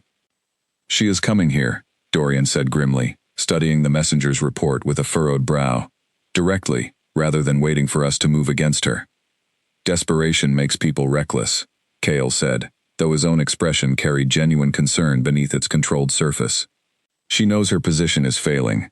This could be one final attempt to salvage her plans, or simply an act of pure vengeance now that she has nothing left to lose." Ren felt a familiar chill settle over her at the implications, though she found herself steadier than she might have expected given everything that had already transpired. "What do we do?" she asked. "We prepare properly this time," Cale said, determination hardening his voice. "Full defenses around the castle, guards stationed at every entrance, and Ren, I want you within my sight at all times, until this threat is fully resolved." Ren did not argue, understanding the wisdom behind his caution, even as pride briefly bristled at being treated as something requiring constant protection. She had proven during the earlier attack that she was not entirely helpless, but she also recognized that Isolde's continued pursuit specifically targeted her, and unnecessary risk served no one well. The following evening, exactly as the scouts had predicted, Isolde's forces approached Ironclaw Castle under the cover of gathering storm clouds, lightning flickering ominously along the horizon, as though the sky itself sensed the coming conflict. Cale's warriors were already positioned, ready and waiting, having spent the day reinforcing every vulnerable point of entry the earlier attack had exposed. Ren stood within the castle's central hall, alongside Cale, close enough to the action to understand what was happening, but positioned carefully behind layers of protective guards, as Cale had insisted. The sounds of conflict began outside the walls, shouts and the clash of weapons carrying faintly through the thick stone, though the castle's defenses held firm against the initial assault. It was perhaps 20 minutes into the conflict when a commotion near the hall's side entrance drew everyone's attention. Isolde herself had somehow slipped past the outer defenses, accompanied by two of her most trusted allies, moving with clear purpose directly toward the hall where she rightly suspected Ren would be found. "There you are," Isolde said, her earlier composed elegance replaced entirely by something wild and desperate, her eyes fixed on Ren, with an intensity that sent genuine fear through Ren's chest, despite her efforts to remain calm. "After everything, you still stand between me and everything I have worked toward." "Isolde," Cale said, stepping deliberately between Ren and the intruders, his voice carrying the full authority of his position despite the tension evident in every line of his body. "This ends now. Surrender, and I will ensure your trial is conducted fairly, according to pack law." "Fairly," Isolde repeated, a bitter laugh escaping her. "As fairly as you conducted her trial, perhaps. I watched you brand her without hesitation, Cale. I know exactly how quickly you act when your judgment is clouded by pride and pressure. Do not speak to me of fairness." "You framed an innocent woman," Kale said, his voice hardening. You orchestrated an attack on my castle that endangered a child. Whatever grievances you believe justify your actions, nothing excuses what you have done. Isolde's expression twisted with fury, and something close to genuine anguish. I offered you everything, she said, her voice cracking. Years of loyalty, careful cultivation of alliances that would have strengthened your pack considerably, and you never once considered me as anything more than a useful political connection. Then this servant girl arrives, and suddenly you are willing to upend everything for her. The bond was not something either of us chose, Kale said. But even without it, Isolde, your actions since have proven exactly why I would never have trusted you with the position you sought. A true Luna protects the pack. She does not endanger innocent lives to satisfy her own ambition. Something in Isolde's expression shattered at his words, the last vestiges of her careful composure crumbling entirely into raw desperation. She lunged forward suddenly, not toward Kale, but toward Ren, her intentions unmistakable in the fierce determination that flooded her features. Kale moved faster than thought, his wolf surging forward instinctively, positioning himself directly in Isolde's path, with a speed that seemed to bend the very air around him. What followed happened too quickly for Ren to fully process in the moment, a blur of motion as Kale intercepted Isolde's advance, his protective instincts overriding every careful, measured control he usually exercised over his considerable strength. Isolde was subdued within moments, her allies quickly overwhelmed by the guards who had rushed into the hall behind her, the brief but intense confrontation ending far more swiftly than the tension leading up to it had suggested. Kale stood over Isolde's restrained form, his chest heaving, his eyes still carrying the fierce protective glow of his wolf's instincts, and for a moment, Ren saw clearly just how dangerous he could be when someone he cared for was threatened directly. Kale, Ren said softly, moving carefully toward him, aware that his wolf remained close to the surface, still riding the adrenaline of the confrontation. It is over. She is subdued. Slowly, Kale's breathing began to steady, the fierce intensity in his eyes gradually softening as he turned to face her fully, reassuring himself with his own eyes that she remained unharmed. Are you hurt? He asked, his voice still rough. I am fine, Ren said gently, because of you. Kale reached for her then, pulling her close, despite the guards and prisoners still present in the hall, his arms wrapping around her with a fierce protectiveness that spoke louder than any words could have managed. Ren felt the rapid pounding of his heart against her cheek, evidence of how close the danger had truly come, and how deeply the thought of losing her had affected him. I could have lost you, Kale murmured against her hair, if I had been even a moment slower. But you were not, Ren said softly. You protected me, exactly as you promised you would. They remained like that for a long moment, oblivious to the guards leading Isolde and her captured allies away toward the castle's holding cells, the weight of how close disaster had come, settling heavily between them, alongside a growing, undeniable recognition of exactly how much they had each come to mean to the other. Later that night, after Isolde had been formally secured and the immediate chaos of the confrontation had settled into the quieter, more measured process of processing prisoners and tending to minor injuries sustained during the brief conflict, Kale found Ren once more in her chambers, still visibly shaken despite her outward composure. You were remarkable tonight, he said quietly, settling beside her near the window, calm, even in the face of genuine danger. I was terrified, Ren admitted, but watching you move to protect me, I understood something I had not fully grasped before. What is that? This bond, Ren said slowly, choosing her words carefully. It is not simply some invisible pull connecting us. It is something deeper. When Isolde lunged toward me, I felt your fear as clearly as my own, your desperate need to keep me safe. And when you moved to intercept her, I felt something in my own chest respond, some instinct urging me to trust that you would protect me, completely and without hesitation. Kale studied her carefully, something profound shifting in his expression. I have never felt anything like what I experienced tonight, he admitted. The moment I saw her moving toward you, every rational thought disappeared entirely. There was only the absolute certainty that I would do whatever necessary to keep you safe, regardless of the cost to myself. That frightens me, Ren admitted quietly. Not you, but the intensity of it. I did not expect to care this deeply, this quickly, for someone who caused me so much pain at the very beginning of all this. It frightens me as well, Cale said, his voice equally quiet. I built walls around my heart specifically to avoid ever feeling this vulnerable again. And yet here I am, more vulnerable to you than I have ever been to anyone, including Marisol, before everything fell apart.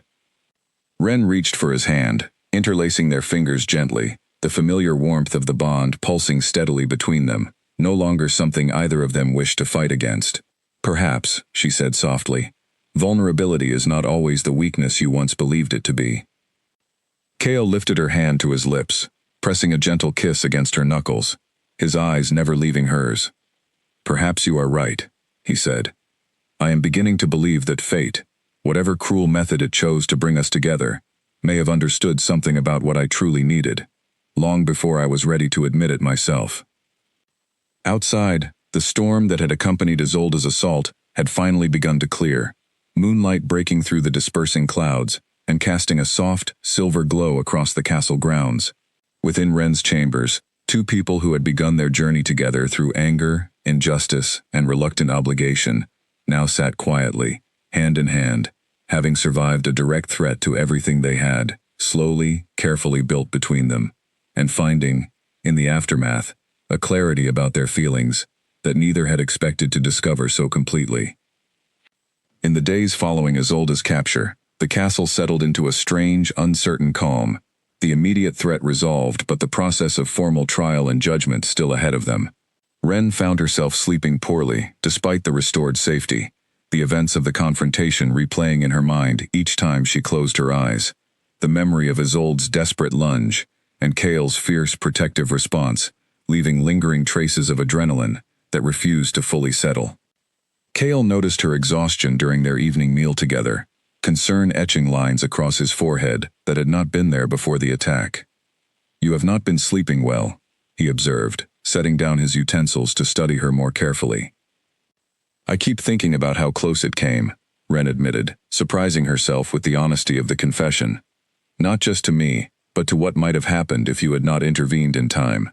I have never faced someone who truly wished me dead before. It sits strangely within me. Cale reached across the table, taking her hand gently in his own. It is natural to feel unsettled after facing genuine danger, he said. I would be more concerned if it did not affect you at all. Ren nodded, though the acknowledgement did little to ease the tightness still lodged in her chest. There is something else, she said slowly, deciding finally to voice the fear that had been building within her since the attack, one she had not yet shared with anyone, not even Dorian. I am afraid, Cale. Not simply of Isolde or whatever punishment she might still face. I am afraid of you. Cale's expression shifted immediately to something wounded and confused. Afraid of me? Ren, I would never harm you. Surely you understand that by now. I know that, intellectually, Ren said, struggling to articulate the tangled fear within her. But I watched you tonight, during the confrontation. I saw how quickly your wolf took control, how fierce and dangerous you became in an instant. It reminded me, uncomfortably, of the night you branded me, when your anger and pride overrode careful judgment. I am not afraid you will hurt me deliberately. I am afraid of what happens when that same intensity turns towards something I cannot predict or control. Cale absorbed her words with visible difficulty, pain evident in his expression as he processed the weight of what she was truly confessing. I understand, he said finally, his voice quiet and measured, despite the emotion clearly beneath it. That fear is not unreasonable, given everything I put you through at the very beginning of this. I cannot promise you that my wolf will never respond fiercely to threats against those I care for. That instinct is simply part of who I am, part of what makes me capable of protecting my pack. But I can promise you this, Ren. I am working, every single day, to ensure that fierceness is guided by careful judgment, rather than raw emotion alone.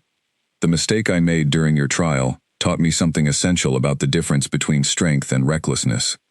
How do I know the lesson has truly taken hold? Ren asked, her voice trembling slightly with the vulnerability of the question. How do I know you will not, someday, act in anger again, without pausing to consider the consequences? Cale was quiet for a long moment, considering his answer with evident care. I do not think I can offer you absolute certainty, he admitted finally. No person can promise perfect judgment for the rest of their life. But I can offer you this. I will always strive to listen, to pause, before acting, when circumstances allow it, and to trust your voice and perspective as genuinely as I trust my own instincts. You deserve a partner who values your judgment as much as his own, not simply someone who protects you from external threats while remaining blind to the ways his own actions might cause harm. Ren felt tears gathering unexpectedly in her eyes, the sincerity of his words touching something deep within her that she had not realized still needed healing. "Thank you," she said softly, "for being honest with me, rather than simply offering empty reassurance." "You deserve honesty," Cale said, gently wiping away the single tear that had escaped down her cheek. "Especially from me, given how thoroughly I failed to offer it during our very first encounter." They sat together in comfortable silence for a while afterward, the vulnerability of their conversation having created a deeper intimacy between them than any of their previous interactions had achieved. Eventually, Ren found herself sharing more about her own past, memories she rarely spoke of even to those closest to her within the castle. "I do not remember my parents at all," she said quietly. "I was found wandering near the castle gates when I was very young, perhaps 3 or 4 years old, with no memory of how I arrived there, or what had happened to my family. The kitchen staff took pity on me, gave me work as I grew older, in exchange for food and shelter. But I never truly felt as though I belonged anywhere, not completely." "That sounds incredibly lonely," Cale said softly. "It was," Ren admitted.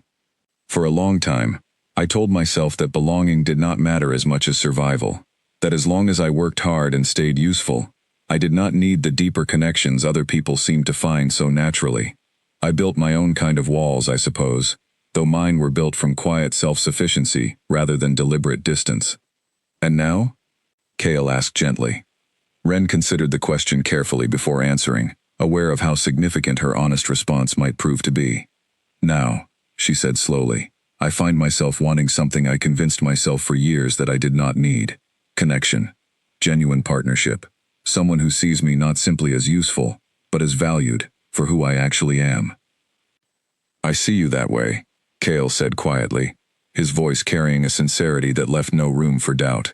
"I have seen it growing clearer every single day since that terrible night in the Great Hall, though I recognize how much damage was done before I truly began to understand what I was looking at." Ren met his eyes, finding there none of the cold authority that had once defined her perception of him, only genuine warmth and something that felt remarkably like hope. "I think," she said carefully, "that I am beginning to want this. Not simply the bond fate forced upon us, but something chosen deliberately, built through honesty and trust rather than circumstance alone." Something bright and hopeful flickered across Cale's expression at her words. "I would like that as well," he said, "more than I know how to properly express."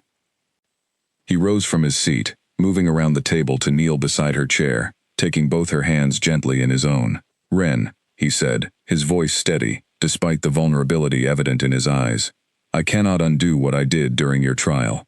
I cannot erase the pain and fear you experienced, or the mark that will remain on your wrist for the rest of your life. But I can promise you this. Every day moving forward, I will work to be worthy of your trust, worthy of the bond fate chose for us, worthy of whatever future we might build together, should you decide, freely and without any pressure from obligation, that such a future is something you genuinely want." Ren felt her heart swell with an emotion she had spent weeks trying to suppress, trying to convince herself she did not truly feel, given everything that had happened between them. "I believe you," she said softly, and found, to her own surprise, that the words carried complete sincerity, rather than the cautious hesitation that had characterized so much of their interactions until this point. Cale's expression softened into something achingly tender, and slowly, giving her every opportunity to pull away should she wish to, he leaned forward, pressing a gentle kiss against her forehead rather than her lips, a gesture of reverence and patience rather than urgency. "Take whatever time you need," he murmured against her skin. "I am not going anywhere, Ren. Not now, not ever, regardless of what you ultimately decide." Ren closed her eyes, allowing herself, for the first time since the entire ordeal began, to simply feel safe, cherished, and genuinely hopeful about whatever future awaited them both. The golden thread of their bond, pulsing warmly between them, no longer a mark of shame or unwanted obligation, but something increasingly precious, something both of them had begun, with quiet and deliberate care, to genuinely choose for themselves. The formal trial of Lady Isolde was scheduled for the following week, giving the council sufficient time to gather testimony from Toby, the captured mercenaries, and the various witnesses who had observed her actions both during the initial framing of Ren and the subsequent attacks on the castle. Word of the upcoming trial spread quickly through Ironclaw territory. Nobles and pack members alike, eager to witness the resolution of a scandal that had gripped the court for weeks. Ren found herself unexpectedly nervous in the days leading up to the trial, though her nerves stemmed less from fear of Isolde herself, now securely held within the castle's most fortified holding cell, and more from the prospect of standing once again before the assembled court, this time not as an accused prisoner, but as a central witness whose testimony would help determine Isolde's fate. "You do not need to testify if you are not ready," Cale told her gently, the evening before the trial was set to begin, as they walked together through the quiet castle gardens, a routine that had become a cherished part of their evenings together over the preceding weeks. "Dorian has gathered more than sufficient evidence from other sources. Your presence is not strictly required." "I want to testify," Ren said firmly. "I want to stand in that same hall where I was once humiliated and wronged, and this time, speak my truth freely, without fear, in front of everyone who witnessed my shame. I think I need that, for my own sake, as much as for the sake of justice." Cale studied her with evident admiration, squeezing her hand gently where it rested within his own. "Your strength continues to astonish me," he said quietly. "Very well. If you are certain, I will support your decision fully." The morning of the trial arrived clear and bright, sunlight streaming through the great hall's high windows as nobles and pack members filled the space once more, the atmosphere charged with anticipation, entirely different from the tense, uncertain energy that had characterized Ren's own trial weeks earlier. Isolde was led into the hall in chains, her once immaculate appearance now disheveled, though her eyes still carried a defiant fire that suggested she had not fully accepted the reality of her situation. Cale presided over the proceedings from his throne, his expression carrying the same measured authority Ren had come to associate with his more careful, considered approach to governance since the mistakes of her own trial. Dorian presented the evidence methodically, beginning with Toby's testimony regarding the payment he had received to disturb the Treasury's protective wards, followed by testimony from the captured mercenaries confirming Isolde's direct orders during both attacks on the castle. "Lady Isolde," Cale said, once the evidence had been thoroughly presented, "you stand accused of conspiracy to frame an innocent member of this pack, orchestrating an armed assault against Ironclaw Castle that endangered the lives of numerous residents, including a young child, and conspiracy to commit murder against Ren Hollis, my acknowledged bondmate. How do you answer these charges?" Isolde's composed defiance finally cracked slightly under the weight of the formal accusations, though she lifted her chin with what remained of her pride. "I answer that everything I did because I believed I deserved the position that girl stole from me through nothing more than an accident of fate," she said, her voice carrying across the silent hall. "I spent years cultivating alliances, learning the intricacies of governance, preparing myself to rule beside you as Luna, only to watch a servant girl claim that position through pure chance, through a bond neither of you even wanted." "Whether the bond was wanted or not," Cale said evenly, "does not excuse your actions. You endangered innocent lives repeatedly in pursuit of ambition. That is not the behavior of someone fit to rule beside any alpha, regardless of the circumstances, that denied you the position you sought." Ren stepped forward when called upon to offer her testimony, her voice steady, despite the weight of every eye in the hall once again turned toward her. She recounted the trial that had wrongly condemned her, the confusion and fear of discovering the bond, and finally, the terror of Isolde's direct attempts on her life during the 2 subsequent attacks on the castle. "I do not say any of this out of hatred," Ren said, concluding her testimony with words she had carefully considered in the days leading up to the trial. "I understand, in some small way, the pain of feeling overlooked, of watching something you believe you deserve go to someone else entirely. But understanding does not excuse the choices Isolde made. Innocent lives were endangered, a child nearly harmed, simply because ambition was allowed to override every consideration of right and wrong. That cannot be excused, regardless of the pain that may have driven it."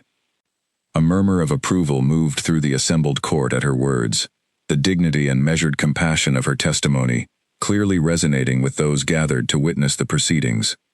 Even Isolde's expression shifted slightly, something like grudging respect flickering briefly across her features, before her earlier defiance reasserted itself. The council deliberated only briefly before returning their judgment. Isolde was formally stripped of her noble title and family holdings, her actions constituting clear treason against the crown under Ironclaw law, rather than execution, which several council members had argued for given the severity of her crimes. Chaol ultimately decreed permanent exile from Ironclaw territory, along with a formal warning extended to neighboring pacts regarding her demonstrated willingness toward violence and conspiracy. "You will leave this territory by nightfall," Chaol announced, his voice carrying clearly across the hall, "and you will never return. Should you attempt to re-enter Ironclaw lands, or should evidence arise of further schemes against this pack or its members, the mercy I have shown you today will not be extended a second time." Isolde was led from the hall in silence, her earlier defiance finally giving way to something resembling genuine defeat as the reality of her circumstances settled fully upon her. Ren watched her go, feeling not triumph, but a complicated mixture of relief and something almost like sorrow for the waste of ambition and talent that might have been directed towards something far more constructive had different choices been made along the way. Once the hall had cleared of most spectators, Chaol descended from his throne, approaching Ren with an expression that carried both relief at the trial's resolution and something else, something more significant, that seemed to be building toward a decision he had clearly been considering for some time. "Ren," he said, taking her hands gently in his own, in full view of the remaining council members and nobles who had lingered to witness whatever might come next. "The wrong done to you began in this very hall, weeks ago, when I acted without proper judgment and marked you with a brand meant for traitors rather than innocents. I cannot undo that mark, but I would like to offer you something else, something chosen freely, something that transforms what began as punishment into something entirely different."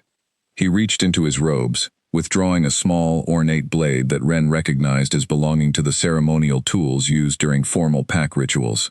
Understanding began to dawn in her eyes as Chaol pressed the blade gently against his own wrist, drawing a thin line that mirrored, in size and placement, the brand that marked her own skin. "I ask the pack's healer to seal this wound with the same binding magic used in formal mate markings," Chaol said, his voice carrying clearly across the hall as the healer stepped forward at his summons, "so that the mark upon my own wrist matches the one upon Ren's, not as punishment, but as a symbol of equal partnership. I do this not because pack law requires it, but because I wish, freely and completely, to bear a visible reminder of the bond I once inflicted upon her without her consent, transformed now into something I choose deliberately, gladly, and with full understanding of everything it represents." The healer moved forward, carefully sealing the wound with the same golden-tinged binding magic that had marked Ren's brand weeks earlier, though this time, no cry of pain accompanied the ritual, only quiet, deliberate acceptance from a king choosing, entirely of his own free will, to mirror the mark he had once forced upon an innocent woman. Ren felt tears gathering in her eyes as she watched the ritual complete, the golden lines settling into Chaol's skin exactly as they had settled into her own, the visible symbol of their bond, now shared equally between them, rather than existing solely as a mark of her suffering. "Chaol," she said softly, her voice thick with emotion, "you did not need to do this." "I wanted to," Chaol said simply, lifting his newly marked wrist to gently touch it against her own, the two matching marks pressed together in a gesture that carried more significance than any formal declaration could have managed. "I wanted the entire court, and more importantly, I wanted you, to understand clearly that I no longer view this bond as an unfortunate accident of circumstance. I choose it, Ren. I choose you, completely, and without reservation, exactly as you deserve to be chosen." The assembled council members and remaining nobles watched this exchange with evident emotion, many recognizing the profound symbolism of an Alpha King voluntarily mirroring a mark of shame, transforming it publicly into a declaration of genuine partnership and respect.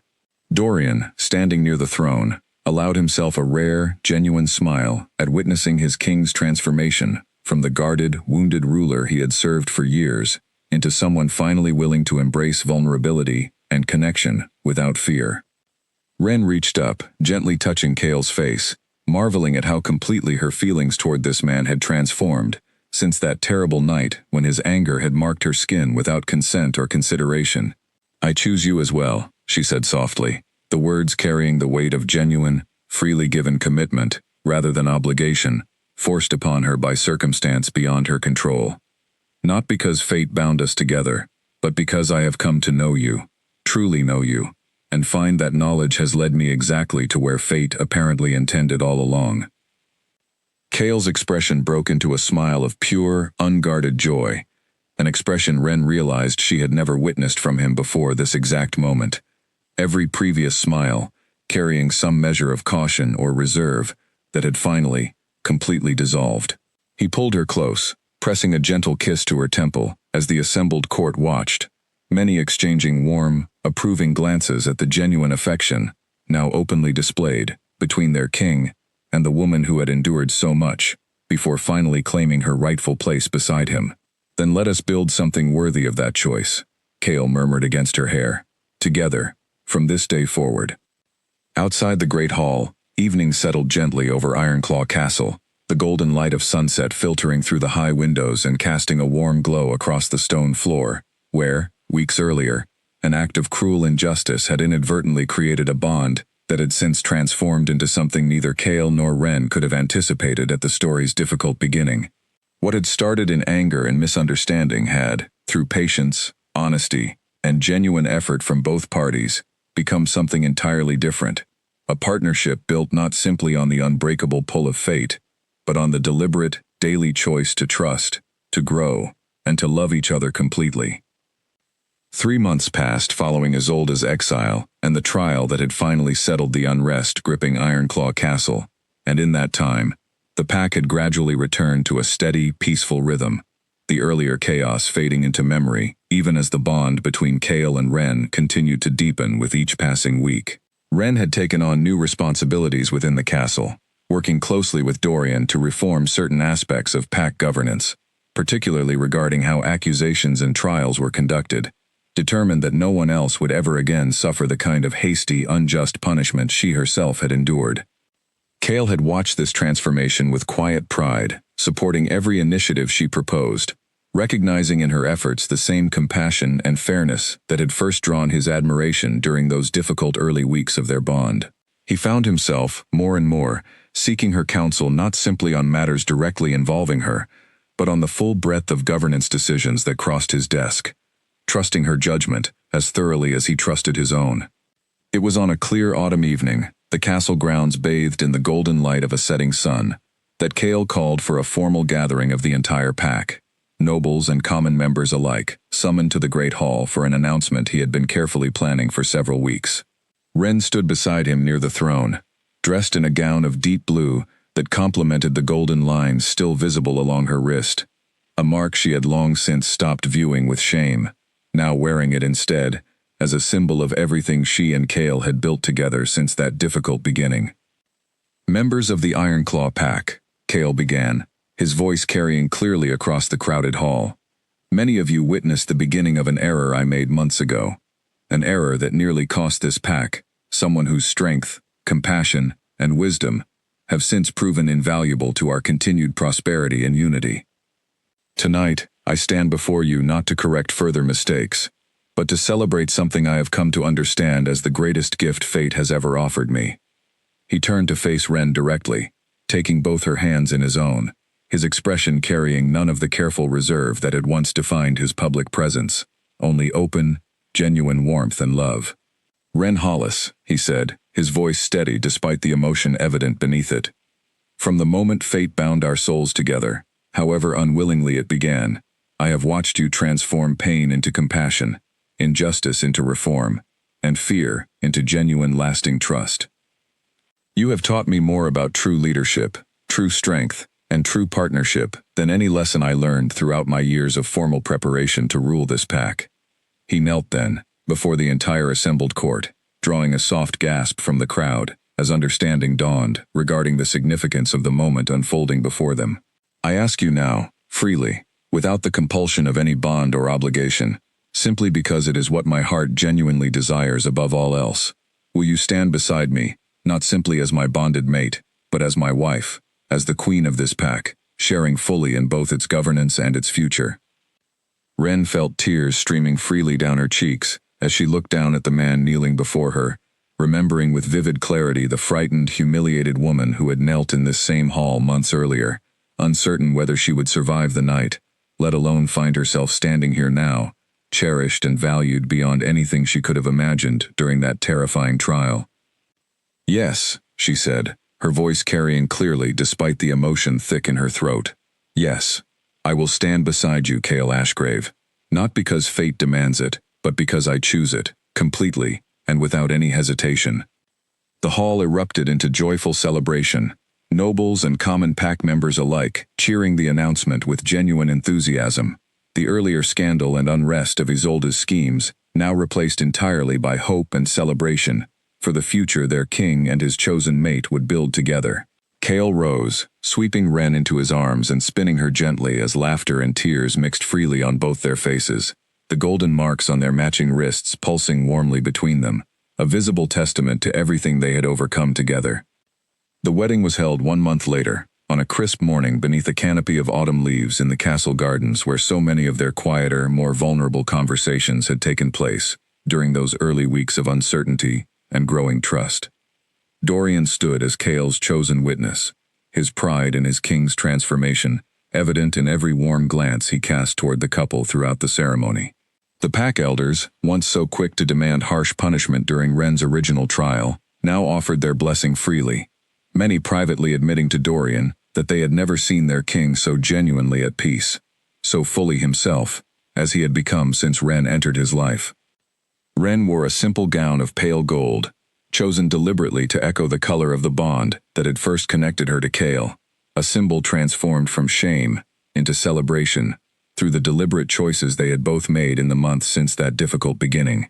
As she walked toward Chaol, beneath the autumn canopy, she found herself thinking not of the frightened servant girl who had once knelt in judgment before an angry king, but of the strong, valued partner she had become, someone who had learned that even the most painful beginnings could, through patience, honesty, and genuine effort, transform into something beautiful beyond anything she could have originally imagined.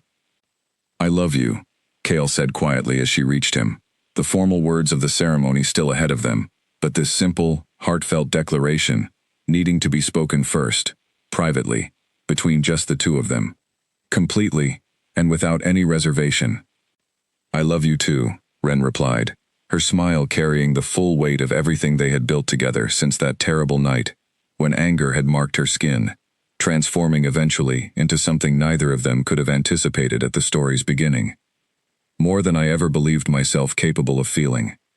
They exchanged their formal vows beneath the golden autumn light, the assembled pack witnessing not simply a royal wedding, but the culmination of a journey that had begun in injustice and cruelty, and through genuine growth, honest vulnerability, and deliberate, daily choices to trust and forgive, had blossomed into a partnership built on equal respect and profound love.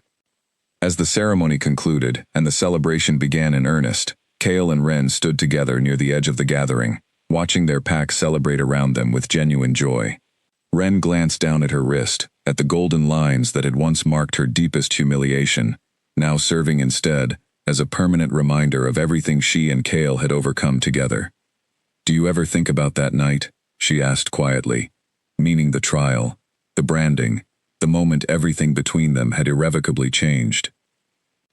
"Every day," Chaol admitted, his voice carrying no shame now, only quiet gratitude for the journey that difficult beginning had ultimately led them toward, not with regret alone, though regret remains, but with wonder at how something that began so wrongly could lead us here, to this moment, to this life we have built together. Ren leaned into him, resting her head against his shoulder as they watched their pack celebrate the future stretching before them. "Fate has a strange way of finding its path," she said softly, "even through the most difficult beginnings." "Perhaps," Chaol agreed, pressing a gentle kiss to the top of her head. "But I have come to believe that fate only provides the beginning.